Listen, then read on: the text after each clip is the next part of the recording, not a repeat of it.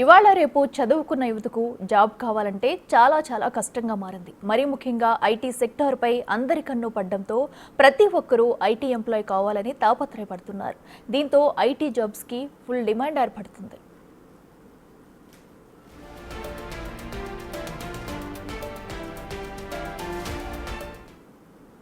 అక్కడ 1-2 జాబ్స్ ఉన్నాయని తెలిసినా వందల కాదు ఏకంగా వేలాది మంది క్యూ కడుతున్న విషయం తెలిసిందే. అయితే పూణేలోని ఐటీ హబ్గా పేరున్న హింజావాడిలోని ఒక ఐటీ కంపెనీ ముందు ఏకంగా 3000 మంది ఉద్యోగార్థులు బార్లు తీరిన వీడియో ఒకటి సోషల్ మీడియాలో తెగ వైరల్ అవుతుంది.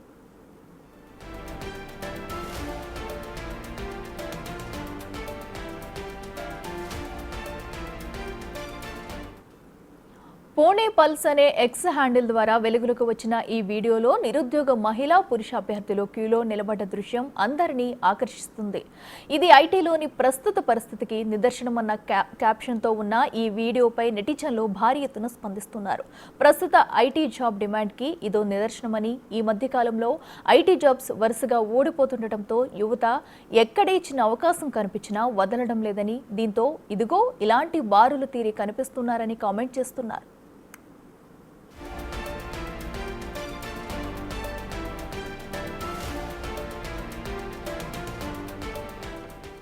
మాకేం పెద్ద హైక్ అక్కర్లేదని, జస్ట్ జాబ్ ఉంటే సరిపోతుందని, రెజ్యూమ్ని బట్టి మీరే మాలో కొందరిని ఎంపిక చేసుకోమని ఇక్కడి ఉద్యోగార్థులు దీనంగా చేస్తున్న అభ్యర్థన ప్రస్తుత ఐటీ ఇండస్ట్రీ స్థితిగతులకు అద్దం పడుతుందని అంటున్నారు.